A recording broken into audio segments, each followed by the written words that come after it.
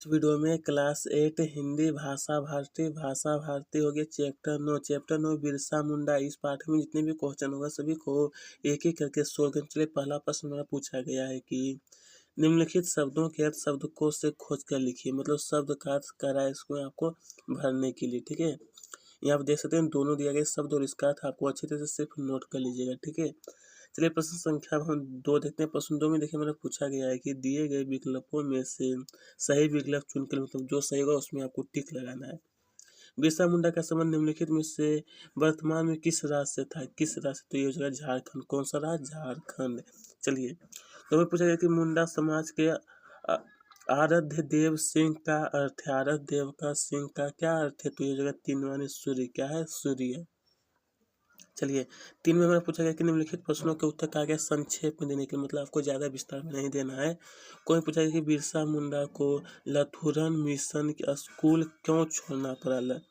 School जो क्यों छोड़ना पड़ा? तो देखिए उत्तर में लिखना है कि बिरसा मुंडा को लथुरन मिशन स्कूल इसलिए छोड़ना पड़ा क्योंकि वहाँ उन्हें दास्ता का अनुभव हो रहा था। उन्होंने ऐसे दृश्य देखे जिनमें मुंडा लोगों का शोषण किया जा रहा था। इससे उन्हें बहुत कष्ट हुआ। क्या हुआ? बहुत ही कष्ट यानी दुख हुआ। और बिरसा ने अंग्रेजों के कारनामों पर टीका टिप्पणी करना शुरू कर दिया। बस इतना ही आपको अच्छी तरह से नोट कर लीजिएगा। खो में हमारा पूछा गया है कि बिरसा रोगियों का उपचार कैसे करते थे? बिरसा जो है, तो देखिए उत्तर में आपको लिखना है कि बिरसा रोगियों का उपचार जड़ी बूटी से करते थे। क्या चीज से? जड़ी बूटी से। गो में पूछा गया कि मुंडा जनजाति के लोग बिरसा को क्यों मानते थे? बिरसा को क्यों मानते थे? तो इसका उत्तर में आपको लिखना है कि बिरसा ने ग्रामवासियों और आसपास के लोगों से उनके पास आए उनका जड़ी बूटी का इलाज किया, उन्हें स्वस्थ रहने के उपाय बताएं। इस तरह से उपदेशक भी बने गए। उन्हें लोगों अब तारी पुरुष मानने लगे और उनका आदर भाव बढ़ता गया। क्या हुआ? आदर भाव बढ़ता चला गया। देखिए अब घूमे वाला पूछा गया है कि अंग्रेजों ने बिरसा का दाह संस्कार सार्वजनिक रूप से क्यों नहीं किया? सार्वजनिक रूप से, तो देखिए उत्तर में लिखना है कि स्वतंत्रता संग्राम के सेनानी के रूप में बिरसा को अंग्रेजों ने पकड़ लिया था।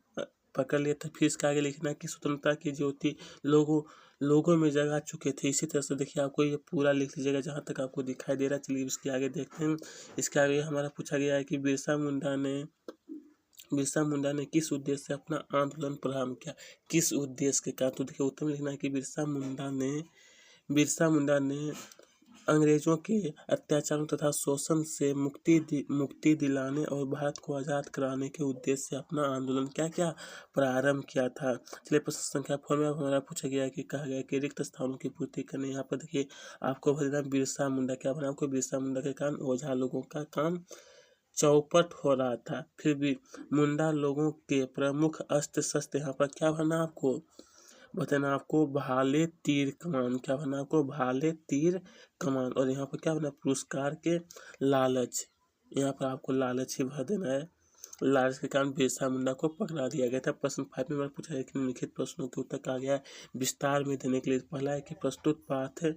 ये प्रश्न 5 में पूछा गया था कि निम्नलिखित प्रश्नों के उत्तर दिए। पहला कि प्रस्तुत पाठ से हमें आज से 100 वर्ष के आदिवासी के जीवन की क्या जानकारी मिलती? क्या जानकारी? तो देखिए उत्तर में लिखना है कि प्रस्तुत पाठ से हमें आज से 100 वर्ष पूर्व के आदिवासियों के जीवन की निम्न जानकारी मिलती है। आदिवासी जो था उनका निम्न जानकारी मिलती है।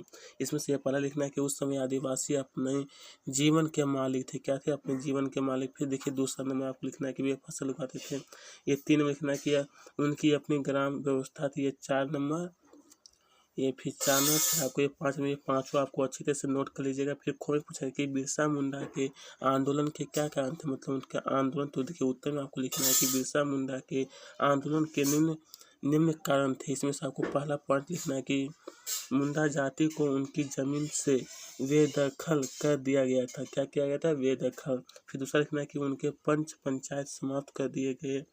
फिर पंचायत समाप्त कर दिए। फिर इसके आगे देखिए ये 3 नंबर, ये 4, 5, ये पाँचों आपको अच्छी तरह से नोट कर लीजिएगा, ठीक है। चलिए अब गो में पूछा गया कि भारतीय इतिहास का एक सत्य यह भी है कि भारत जब भी विदेशियों से पराजित हुआ तो कैसे हुआ, तो देशद्रोहियों के कारण। कैसे हुआ है? देशद्रोहियों के कारण। तो कहा गया कि प्रस्तुत पाठ के संदर्भ में इस कथन के कार्य पुष्टि कर मतलब प्रमाणित करना आपको कि कैसे आप साबित कर सकते। देखिए इसका उत्तर यहाँ से लेकर कि आपको ये पूरा लिख लीजिएगा कि भारत के इतिहास में है कि ऐसे कई उदाहरण है, ठीक है। लालच में आकर क्या कहते हैं, देशद्रोही बन जाता है।